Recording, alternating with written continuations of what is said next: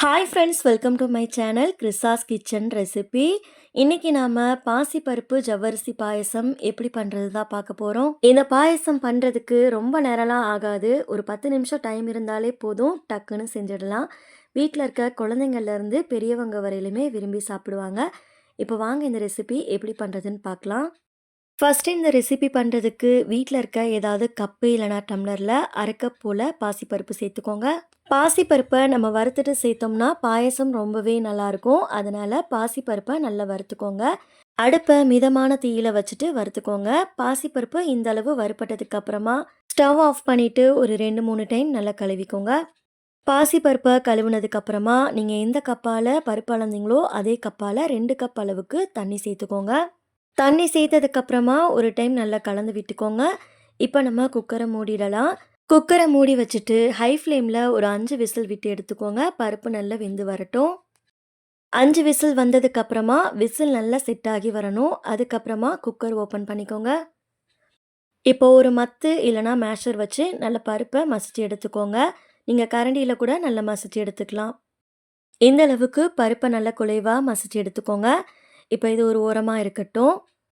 அடுத்து இந்த பாயசம் பண்ணுறதுக்காக நான் 1 கப் அளவுக்கு ஜவ்வரிசியை 1 மணி நேரம் தண்ணியில் ஊற வச்சு எடுத்திருக்கேன். ஜவ்வரிசி பார்த்திங்கன்னா நல்லா ஊறணும். குறைஞ்சது 30 நிமிஷமாவது ஊற வச்சு எடுத்துக்கோங்க. கையில் நசுக்கி பார்த்திங்கன்னா இந்த அளவுக்கு ஊறி இருக்கணும். அப்போ தான் ஜவ்வரிசி வேகும்.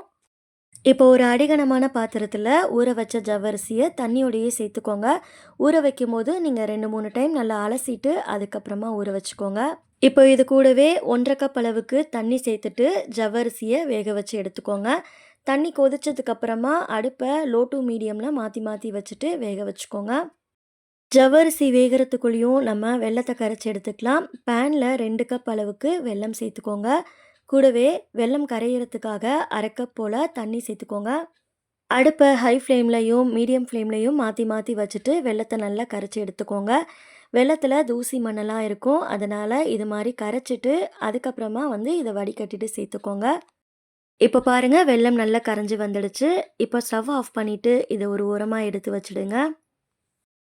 இங்கே பார்த்தீங்கன்னா ஜவ்வரிசியும் நல்லா வெந்து வந்துருச்சு. கையில் ஒன்று எடுத்துட்டு இது மாதிரி நசுக்கி பாருங்கள். இந்த அளவுக்கு ஜவ்வரிசி வெந்ததுக்கப்புறமா இதில் வேக வச்சுருந்த பருப்பை சேர்த்துக்கோங்க. ஜவ்வரிசி நல்லா வெந்ததுக்கப்புறமா தான் பருப்பு சேர்க்கணும். நீங்கள் முன்னாடியே பருப்பு சேர்த்துட்டிங்கன்னா ஜவ்வரிசி சரியாக வேகாது. பருப்பை சேர்த்ததுக்கப்புறமா இதை நல்லா கலந்து விட்டுட்டு 2லேருந்து 3 நிமிஷத்துக்கு நல்லா கொதிக்க வச்சு எடுத்துக்கோங்க. இப்போ பாருங்கள், நல்ல கொதி வந்துடுச்சு. இது மாதிரி கொதிச்சதுக்கப்புறமா நம்ம ஏற்கனவே கரைச்சி வச்சுருந்த வெல்லத்தை வடிகட்டிட்டு சேர்த்துக்கோங்க. ஒரு வேளை உங்ககிட்ட இருக்க வெல்லத்தில் தூசி மண் இல்லைனா நீங்கள் அப்படியே கூட சேர்த்துக்கலாம். வெல்லம் சேர்த்ததுக்கப்புறமா இதை கலந்து விட்டுக்கோங்க. அடிக்கனமான பாத்திரமாக எடுத்திங்கன்னா உங்களுக்கு அடி பிடிக்காமல் இருக்கும். இப்போ இதை நல்லா கலந்து விட்டுட்டு ஒரு 2 நிமிஷம் போல் கொதிக்க வச்சுக்கோங்க. இது கொதி வந்ததுக்கப்புறமா நெய்யில் முந்திரி பருப்பையும் திராட்சையும் வறுத்துட்டு சேர்த்துக்கோங்க. 3 டேபிள் ஸ்பூன் நெய்யில் 15 போல் முந்திரி பருப்பு கூட 2 டேபிள் ஸ்பூன் திராட்சை சேர்த்துட்டு நல்லா வறுத்ததுக்கப்புறமா சேர்த்துக்கோங்க. கடைசியாக அரை டீஸ்பூன் போல் ஏலக்காய் தூள் சேர்த்துட்டு இதை நல்லா கலந்து விட்டுக்கோங்க. இதை நல்லா கலந்து விட்டதுக்கப்புறமா ஸ்டவ் ஆஃப் பண்ணிவிட்டு வெது வெதுப்பான சூடு வர வரையிலும் இதை நல்லா ஆற வச்சுக்கோங்க. இப்போ பார்த்தீங்கன்னா பாயசம் ஆறிருக்கு. லைட்டாக வெது வெதுப்பான சூடில் இருக்குது. கடைசியாக இதில் 1 கப் அளவு திக்கான தேங்காய் பால் சேர்த்துக்கோங்க. தேங்காய் பாலை முன்னாடியே சேர்த்தோம் அப்படின்னா திரிஞ்சு போயிடும். அதனால் நல்லா வெது வெதுப்பான சூடு வந்ததுக்கப்புறமா சேர்த்துக்கோங்க.